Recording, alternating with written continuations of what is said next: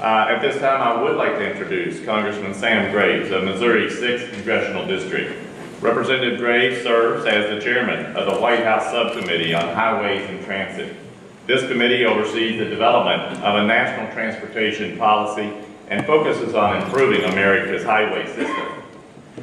As chairman, Representative Graves continues to work on infrastructure issues that persist across the U.S., including highways, bridges, and roads in need of maintenance and repair. Representative Graves is also a member of the House Committee on Armed Services. Congressman Graves remains determined to protect various military installations and all the brave men and women who serve in uniform. Mr. Chairman, welcome, and thank you for joining us.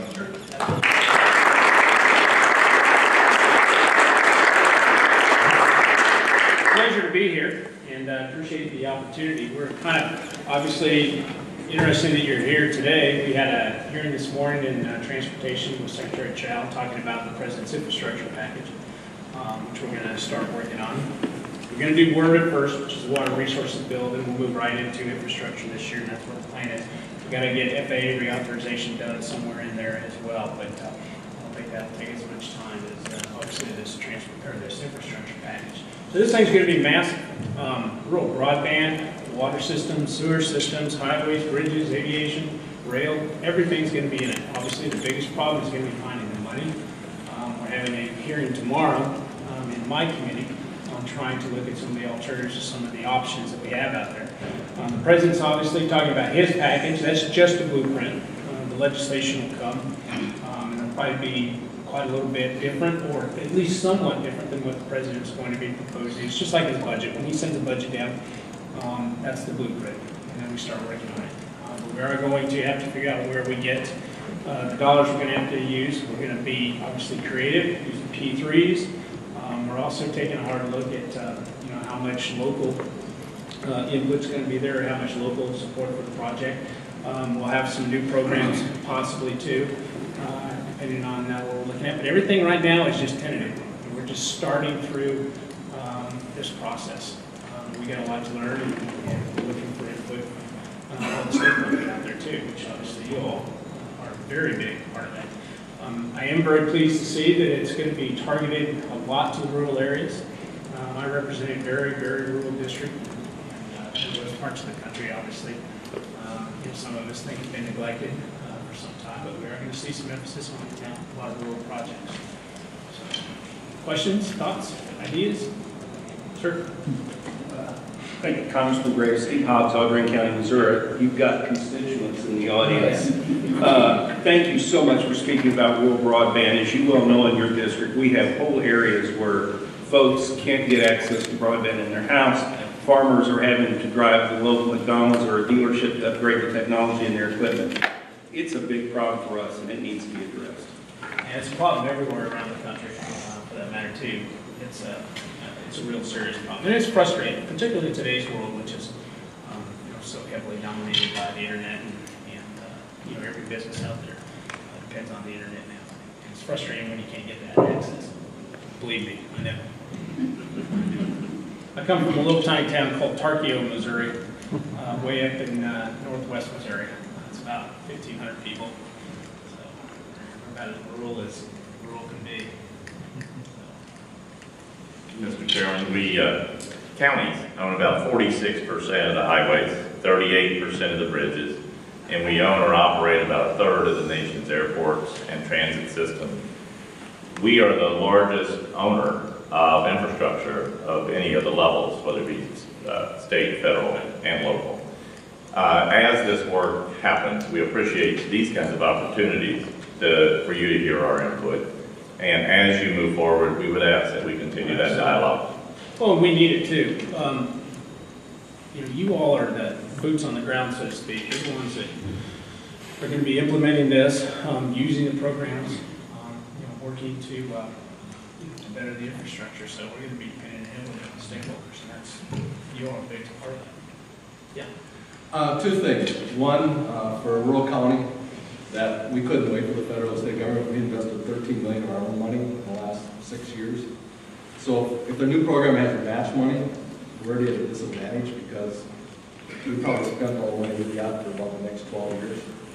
So I don't know how we can work around that. I mean, we've already invested that.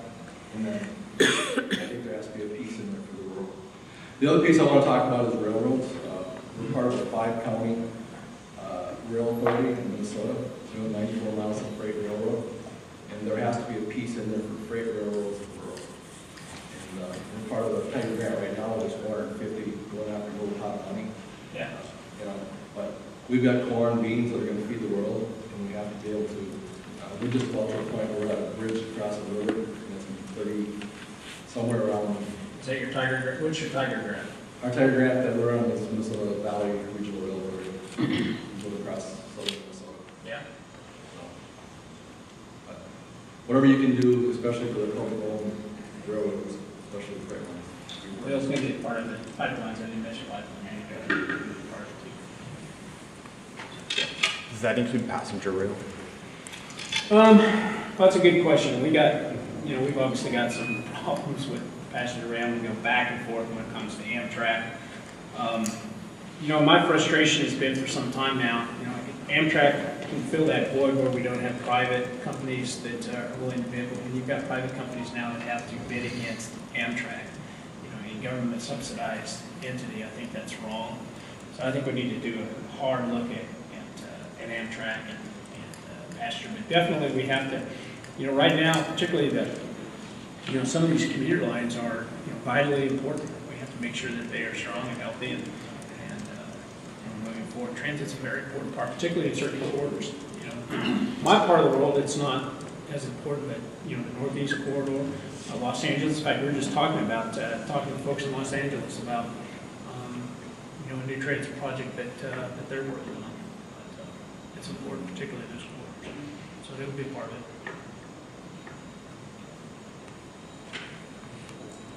Wow, I stumped it really. Yes, sir. Thank you so much for speaking, Congressman. I'm with the National Association of County Engineers. And regarding structurally deficient bridges, your state DOT had a very aggressive, admired program for addressing that issue. Lots of other states talk about it. I'm curious if that program has sparked interest among your committee members.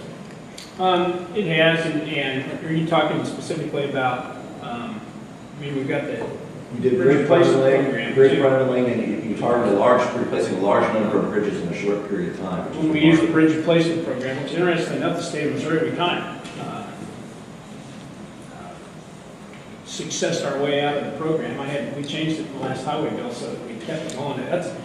Our counties use that heavily, and you're right, Missouri is very aggressive at it. We've got something like 10,000 bridges in my district, just in the state of Missouri that, are deficient or got problems or whatever the case may be. But we did change the program a little bit in terms of opening it up so that you didn't, success yourself out of it.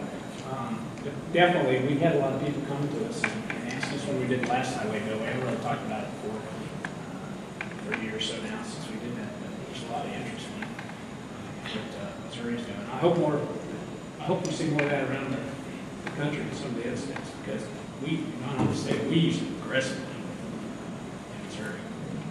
We actually put a half-cent sales tax in Audrain County north of I-70, and in 1985, sunset every 4 years.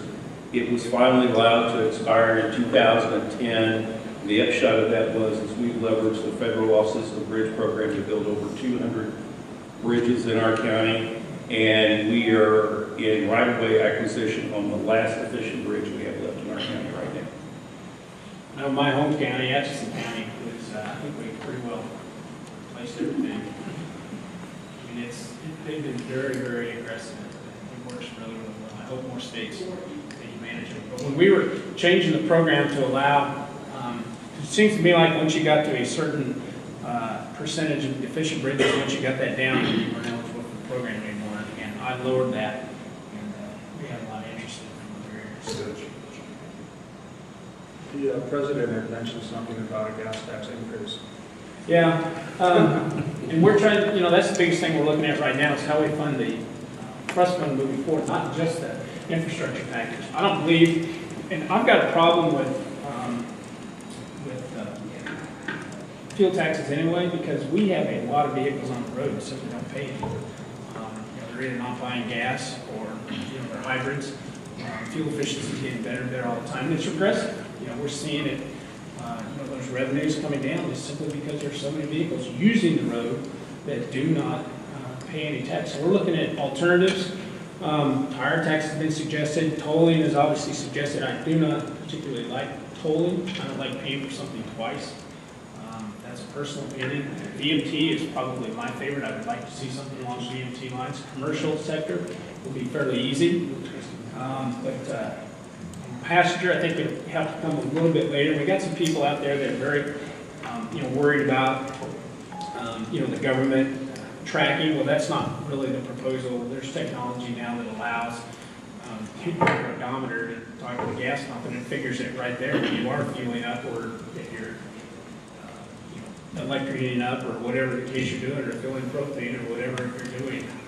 You can figure that out on the go. Because that was something that worried a lot of people too, is you can't hit them with a tax bill at the end of the year. It's just going to be too expensive. And that's the great part about the gas tax is you pay it as you go. You pay it every day. So we're actually looking at other things. I don't think we could get, in reality, I don't think we could get a gas tax passed through the House of Representatives. So I think we look at BMT, then maybe we could possibly do some sort of a indexing component through that, but I don't think a gas. I don't think we ought to even try, to be honest with you, because it is so expensive. Barrel tax? You what? Barrel tax? Barrel tax is a possibility as well. We're looking at everything. Everything's on the table in terms of funding the highway trust fund moving forward. And I think it runs out. When is Jack 2020? Is when it ends, or when it goes insolvent. Just got a text from one of your constituents in Villa Hills, said he needs a bridge. That's the French fence bridge. There's been a lot of comments about a bridge program, and I'll plead ignorance, I don't know what you're talking about. It's a matching program and actually, the folks from Madrid can probably even explain it better than I can, but it's a matching program to the federal government. And what is the match? 80-20? That's what I thought it was. And it works very, very well. If your state qualifies, it's a state-only program, it's not? No, it's a federal program. No, I mean, the state has to apply. I think so, Jack. Because I don't think all states participate in it, to be honest with you. Well, not all states qualify to participate, so yeah. Depends on what you can use. Missouri's used it. I mean, certainly Kansas has too, for that matter. I'm very familiar with those just simply because of where I live. But the states that have used it have used it very, very effectively. In fact, some of our counties have gotten pretty creative about it too, because the money that they get to save off of match, that they have a few bridges that don't qualify under the federal program, and they end up replacing those as well with the money they've saved from the match. That's what we do. There are those projects of national significance that are too big for one state, like the Brent Spence Bridge to Cincinnati, the Gateway Project and others. Do you foresee that there might be something available for those mega projects? Yeah, there will be, just like the highway bill that we passed that had that, we had that title in there for major, I think it was, did we do it on, it was freight corridors? And there will definitely be some of that, I'm sure. But you got to remember too, though, this thing is going to be massive. It isn't just going to be roads and bridges. It's going to be, as we mentioned, your broadband, sewer systems, water systems, rail, pipeline. Anything touching your ports, a lot of money going for ports. Which we got to do. So, Congressman, how many different departments are actually going to, that the funding that's going to fund all this infrastructure, how many different departments is that going to come out of, like Department of Transportation and USDA? And... That's a good question. I can't necessarily tell you how many departments it's going to come out of, but I think we got 4 committees of jurisdiction that are going to be, we'll obviously be doing framework stuff, but there'll be 4 committees of jurisdiction just in the House of Representatives, so that means there's going to be a lot of departments involved. Do you believe President Trump's tariffs on steel and aluminum would have any effect on the infrastructure plan, and if so, what would that look like? I don't know. It's hard to tell at this point. Will it have any impact on, I mean, it could possibly have some impact when it comes to, you know, depending on how much concrete we pour versus how much asphalt gets laid. You know, because the rebar, bridges, I don't know, it's hard to tell, to be honest with you. We'd like to thank you, Mr. Chairman.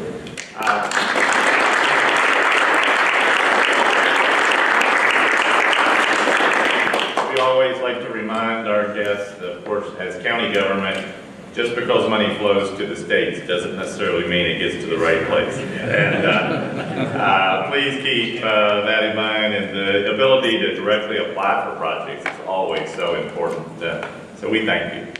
We're going to do, I did mention one thing too, when it comes to projects, because we've eliminated, when we eliminated earmarks to earmark reform, we eliminated the House's, or at least the legislative branch of government's authority to be able to direct that money, which you can have earmark reform. The way you do earmark reform is just make it transparent. That's how you solve the problems with earmarks. But what we have done with things like the Highway Trust Fund or WRDA, whatever the case may be, aviation, is we have, you know, the money's going to get spent anyway. But we have said, you know, the legislative branch, who's the closest to the people, isn't going to make the decision anymore. We're going to give it to the administration. The bureaucrats who aren't elected by anyone, aren't accountable to anyone, and we have to fix that. We absolutely have to fix that. We have to get projects back into these projects, which would help you all in a big way. Absolutely. Thanks again. Thank you all.